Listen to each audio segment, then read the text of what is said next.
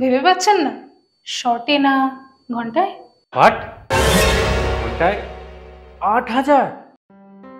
আমার মতো আরো 15টা মেয়ের ওর দাদা। তা আপনি কাজ করতে এসেছেন নাকি আমার ইনকাম জানতে? না হলে তো কেউ এই জামা কাপড় খোলারও সময় দেয় না। সে অনেক ঘটনা। এসব ছেড়ে বলুন, শর্টে না ঘন্টায়?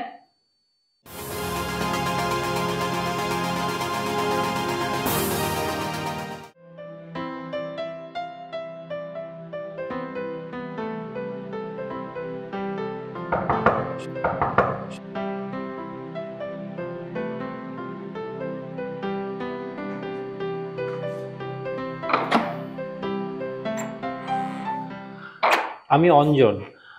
অজয় আমাকে এখানকার ঠিকানা দিয়েছে। হ্যাঁ, এসো।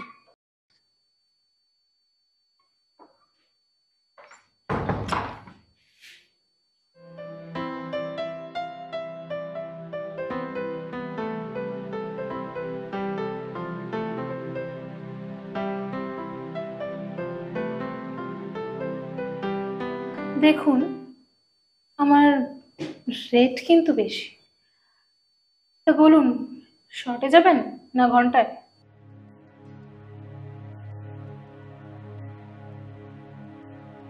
কি হলো, ভেবে পাচ্ছেন না? শর্টে না ঘন্টায়? না মানে দেখুন, শর্টে গেলে 2000 আর ঘন্টায় গেলে 8000। হোয়াট? ঘন্টায় 8,000? একজন সাধারণ মানুষ হয়তো সারা মাসে এটা ইনকাম করে, তাও আবার সারা দিন রাত খেটে। হ্যাঁ, এমন অনেকে আছে যে মাত্র মিনিটে 8000 টাকা কামায়। যেমন আমার দালাল। মানে অজয়?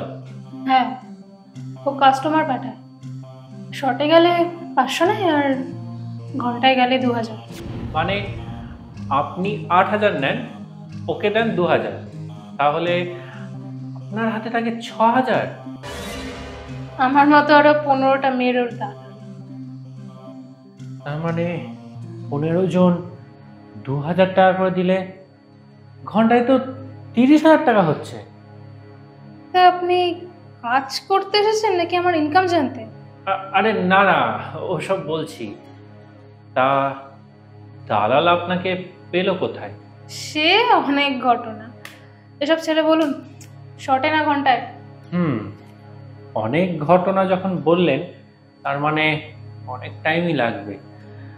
আমি ঘন্টাতেই যাব। আমি ফোন পে করে দিচ্ছি। ফোন পে নম্বরটা বলুন। 9836। আরে আরে, ড্রেস খুলতে হবে না, আগে আপনার ঘটনা শুনি। আপনি আমার ঘটনা শুনবেন? হ্যাঁ। এই 5 বছরে প্রথম কেউ বলল যে আমার ঘটনা শুনবে। না হলে তো কেউ এই জামা কাপড় খোলারও সময় দেয় না। হ্যাঁ, সমাজে সব কুড়কুড়ানির মানুষ প্রচুর তো। নিন, বলুন। 1 মিনিট।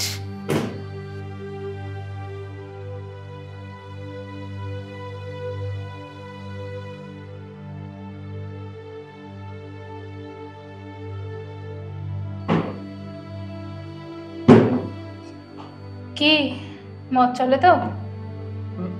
না না, ও সবে আমার আসক্তি নেই। দুঃখের সময় মন ভোলাবার জন্য শুরু করেছি। তা এতে দুঃখ হলে কি সমস্যার সমাধান হয় কি? না, তবে দুঃখ সহ্য করার শক্তি পাওয়া যায়, ভুলেও থাকা যায়। কিন্তু আমি সমস্যার সমাধান খুঁজি। তা এখানে কোন সমস্যার সমাধান খুঁজতে এসেছেন আপনি? আগে আপনি বলুন, তারপর বলছি। কি শুনবেন? সবটা শুরুর থেকে। এক ছেলের সাথে প্রেম হয়, স্বপ্নপাতি ঘর করবার, কিন্তু ওর না তেমন কোনো কাজ কারবার ছিল না, তাই জন্য আমাদের বাড়ি থেকে মেনে নেয়নি। তারপর? ওই যা হয়, আমার ব্রেন ওয়াশ করে না এখানে নিয়ে এলো। অভাব ছিল খুব, খিদের জ্বালা যে কি হতে পারে সেটা এখানে এসে বুঝলাম।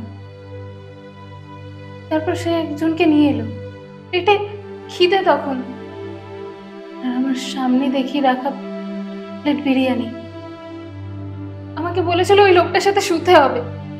বিশ্বাস করুন, তখন আমার মনে হয়েছিল আত্মসম্মানের থেকে খিদের জ্বালা অনেক বড়। তা আপনি বাড়ি ফিরে গেলেন না কেন? আমার সেটাই ভুল হয়েছিল। ওই সব কর্ম করার পর না আমার মনে হয়েছিল এই ফিরে গেলেই ভালো হতো। হয়তো বাড়ি ফিরে গেলে মা বাবা বকতো, দুটো চড় থাপ্পড় মারতো, কিন্তু ওই কর্মগুলোর ও ভিডিও বানায় আর ও সেটা ইন্টারনেটে ছেড়ে দেয়। যখন বাড়ি যাই দেখি শেষ শোকে মা বাবা আত্মহত্যা করেছে। ও আমাকে অজয় দালালের কাছে বেঁচে দিয়েছে, আর কোন ফাঁকে না ওই সাদা কাগজে সইও করিয়ে দিয়েছে। সাদা কাগজে? কিসের সই? আমি নাকি ওদের থেকে 10 লাখ টাকা ধার নিয়েছি, আর সেটা শোধ না হওয়া পর্যন্ত আমি যেতে পারবো না এখান থেকে। সব দিক থেকে আষ্টে পাষ্টে বেঁধেছে। তাই জন্যই তো বেশি টাকা চাই খরিদারের থেকে। যত তাড়াতাড়ি পারি মিটিয়ে আমি স্বাধীন হতে চাই। আমার ভাবি স্বাধীন হয়ে কোথায় যাবো বলুন তো? মা বাবা নেই, দাদা আমার মুখ দেখবে না, কতই না স্বপ্ন ছিল। যখন বাড়ি থেকে পালিয়ে আসি তখন ভেবেছিলাম আমাদের একটা সংসার হবে, ছেলে মেয়ে হবে। ছাড়ুন, আপনি বলুন, আপনি কোন সমস্যার সমাধান খুঁজতে এসেছেন? আমার 4 বছর আগে বিয়ে হয়। ও, আপনি বিবাহিত? অবশ্য বিবাহিতরাই এখানে বেশি আসে। আমার 2 বছরের একটা বাচ্চা আছে, কিন্তু 5 মাস আগে ওর মা একজনের সাথে পালায়। আমার ভরা সংসার। ও মাই গড, সে কি? হ্যাঁ, ওর অভিযোগ আমি সারাদিন ব্যবসা নিয়ে ব্যস্ত থাকি, ওকে নাকি সময় দিতে পারি না। হ্যাঁ, এই হ্যাঁ প্রবলেম। ব্যবসায় মন না দিলে আবার এটা আসবে না, আবার সেই বই বলবে। ভাবলাম কোথায় রাজরানী হয়ে থাকবো, তা না। আসলে এইসব মেয়েদের সব ঘুরঘুরানি। সরি, আসলে এটাই সত্যি। আমি এই নিষিদ্ধ পল্লীতে কলগালের খোঁজ করছি, আর তোমার কাছে এসে সেই খোঁজ সমাপ্ত হলো। কিসের খোঁজ? আমার ছোট 2 বছরের বাচ্চা আছে, আমাকে সারাদিন ব্যবসা দেখতে হয়, তাই বিয়ে আমাকে করতেই হবে। কিন্তু এমন মেয়ে যে সংসার হারানোর কষ্ট বুঝবে। তুমি আমি দুজনে, আমরা। না না, আমি একজন কলগাল, আর তাছাড়া এসব শুনে লোকজন খুব হাসাহাসি করবে।